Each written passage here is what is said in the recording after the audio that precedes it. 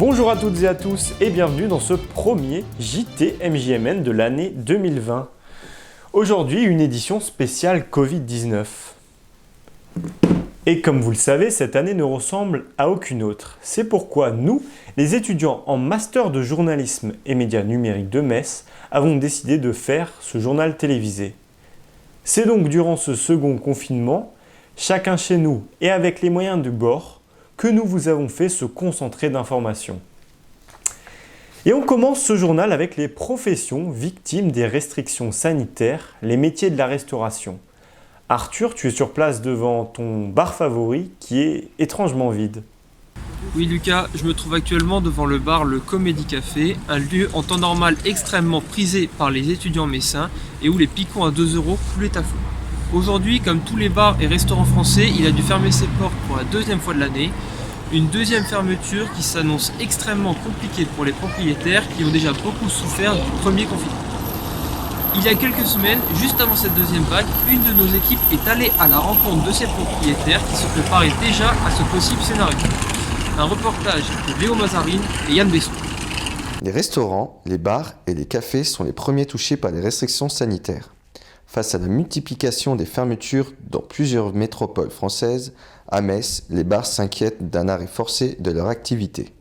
Le sujet de fond, c'est vraiment l'alcool en fait, et le fait que les gens, plus ils picolent, plus ils sont bourrés, moins ils font attention.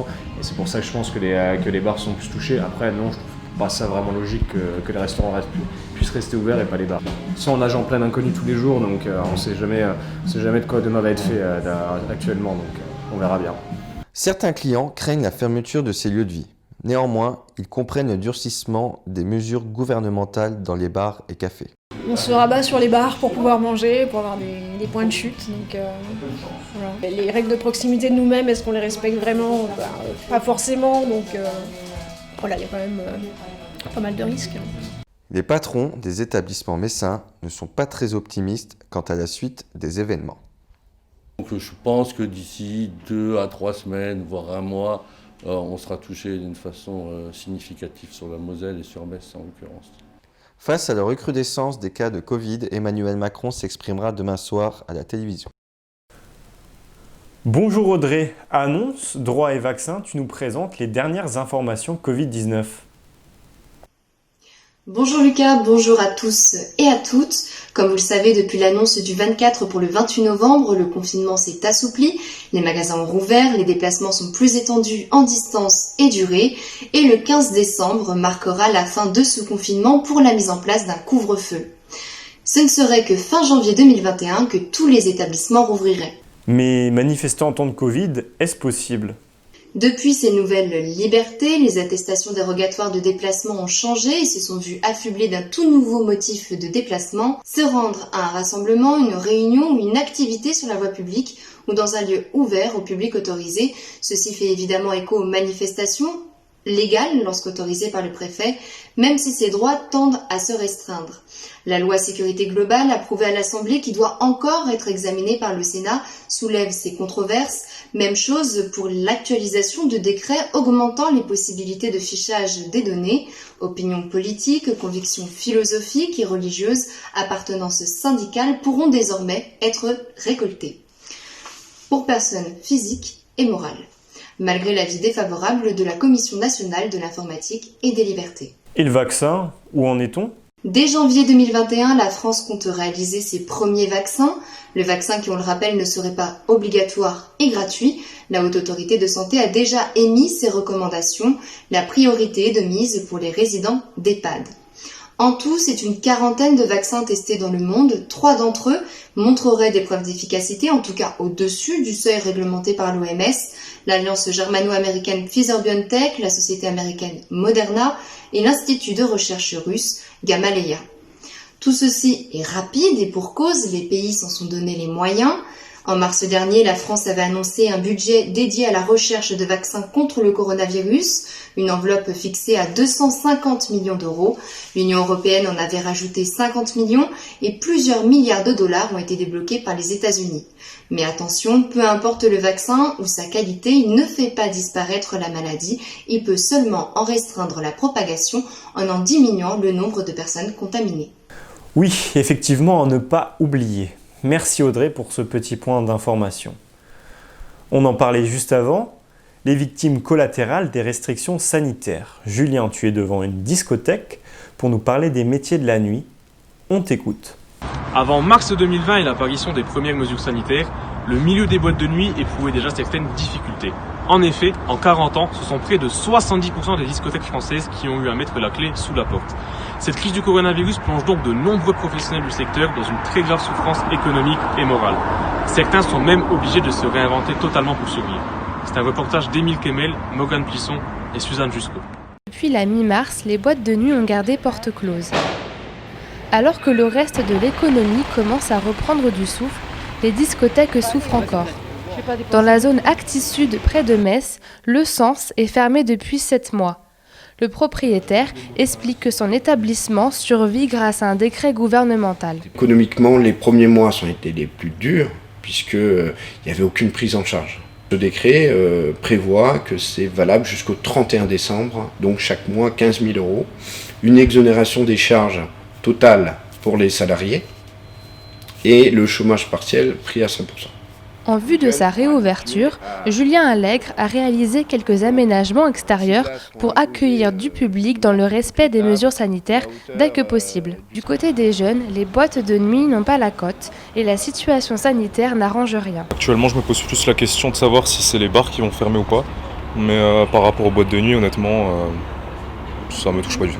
Déjà, on n'y allait pas beaucoup avant, parce qu'il n'y a pas beaucoup d'offres, et puis c'est pas forcément intéressant, c'est pas notre style. Et puis en plus, avec le Covid, on y va encore moins forcément. Et petite précision, c'était évidemment Margot Plisson et non pas Morgane. Du tout au tout maintenant avec toi Adèle, tu es au centre-ville de Metz pour nous parler de la féerie de Noël en temps de coronavirus. Je me trouve ici place Saint-Louis. La place qui accueille habituellement une partie du marché de Noël paraît bien vide. En effet, la situation sanitaire ne permet plus de déambuler entre les chalets un verre de vin chaud à la main. Mais alors 2020 aura-t-elle eu raison de la magie de Noël à Metz? Pas si sûr. Je vous propose un petit retour d'horizon des installations mises en place par la ville.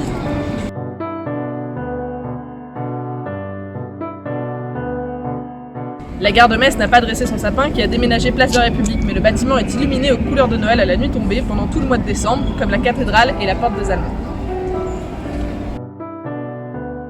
Cette Noël est une première et il a fallu s'adapter pour pouvoir faire perdurer la magie de Noël bien connue de l'Est de la France dans le respect des règles sanitaires. Merci Adèle, en duplex donc de la place Saint-Louis de Metz. Un peu de douceur et d'évasion à présent avec toi Anaïs. Tu vas nous parler d'un commerce jugé non essentiel par le gouvernement, la librairie. Alors que les voyages sont le plus souvent annulés ou reportés, beaucoup de Messins se sont tournés vers la lecture pour s'évader. Policiers, classiques ou encore fantastiques, ce n'est pas le choix qui manque. Mazarine Scheid et Antoine Poncé sont allés à la rencontre des libraires de Metz pour découvrir quelles sont les demandes des habitants. La crise du coronavirus et le confinement ont fait naître de nouvelles envies de lecture chez les Messins. 3 librairies nous aident à comprendre ces changements. Les personnes ont été désireuses de relire des ouvrages de fond, c'est-à-dire des ouvrages qui sont parus depuis un certain nombre de mois ou d'années. Et très classiquement, nous avons très bien vendu La Peste de Camus. Chez les indépendants, l'échange avec les clients a été primordial. Je pense qu'il y a une partie de la clientèle qui n'était jamais rentrée dans la librairie. Et ça, je pense que c'est vraiment général sur toutes les librairies indépendantes de France, où les gens ont découvert l'importance des circuits courts. Et du coup, c'est vrai que ça a eu un impact sur les lectures, en disant « j'ai pas envie de quelque chose qui me prenne la tête ». Pour la librairie Isler, la tendance est aussi à la légèreté chez les lecteurs.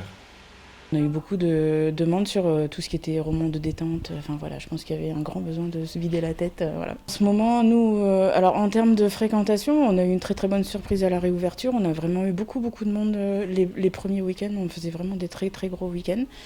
Là maintenant, on voit qu'il y a quelque chose qui stagne un petit peu, mais c'est la période qui est comme ça. Je pense que tout le monde a repris un rythme de vie qui est à peu près normal. Plus que jamais, les libraires sont à l'écoute de leurs clients.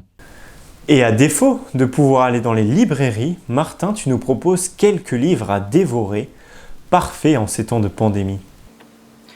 Bonjour Lucas et bonjour à toutes et à tous. À l'heure où nous tournons cette chronique, forcément, vous le savez, nous sommes toujours confinés, mais pas de problème, parce que se retrouver enfermé à la maison, c'est l'occasion de se recentrer sur soi-même, de prendre un peu de hauteur, en tout cas on l'espère. Et pour ça, il n'y a rien de mieux qu'un bon bouquin.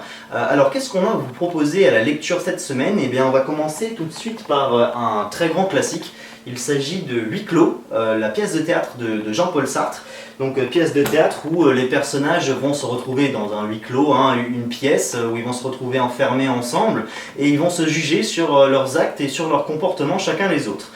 Concrètement, est-ce que vous connaissez peut-être l'adage « l'enfer c'est les autres » c'est issu de cet ouvrage et Sartre, l'idée qu'il voulait exprimer par ce texte, c'est que notre conception, notre connaissance de nous-mêmes, elle passe forcément par celle des autres et celle qu'il nous renvoie de nous-mêmes. Voilà pour ce premier livre. Pour le deuxième que je veux vous présenter aujourd'hui, il répond un petit peu au premier. C'est tout simplement La Peste d'Albert Camus, donc un autre grand classique de la littérature française, grand rival de Sartre. Albert Camus, pas besoin d'analyse pour ce livre, on peut le prendre au premier degré. Forcément, période de pandémie, et c'est un petit peu ce que le livre raconte, la pandémie dans la ville d'Oran, une ville confinée. Mais pour autant, il y a une deuxième lecture à ce livre que Camus voulait mettre en avant. C'est une analogie avec la peste brune qui se répandait à l'époque, et malheureusement, sa situation semble de plus en plus calcable dans notre monde contemporain. Effectivement, des classiques très à propos en ces temps qui courent, mais Martin, est-ce que tu as quelque chose de plus actuel, de plus positif à nous proposer? Allez, une petite goutte de positivité pour finir. Voici La tyrannie de la réalité, un essai de Mona Chollet. Dans cet essai, la journaliste et auteure, elle nous invite à renouer avec notre imaginaire, à essayer de faire face aux prédicateurs du réalisme et du pragmatisme. Elle tacle le surconsumérisme, l'asservissement par le monde du travail, etc. Et elle tente de remettre une forme de spiritualité dans nos existences d'une certaine manière. Il s'agirait pour elle non pas de nier aveuglément ce qui est cette réalité-là, mais plutôt de la remettre en cause et de la provoquer pour mieux s'en affranchir et créer ses propres espaces de liberté. Voilà, c'était nos conseils lecture de la semaine. Le thème, comme vous l'aurez remarqué, est toujours d'actualité, c'est celui du confinement et de la pandémie. Merci à toutes et à tous de l'avoir écouté. Merci à toi Lucas, au revoir et à bientôt. Merci Martin pour ces propositions dans l'air du temps. Et on vous rappelle que vos petits commerçants près de chez vous peuvent proposer un système de click and collect. C'est déjà une fin de journal pour nous. Merci à tous de nous avoir suivis dans ce JT confiné du Master de journalisme et médias numériques de Metz. On se quitte, nous, avec les images de notre campus du Saulcy, tristement vide, en espérant très vite le retrouver. Encore une fois, merci, à bientôt, au revoir.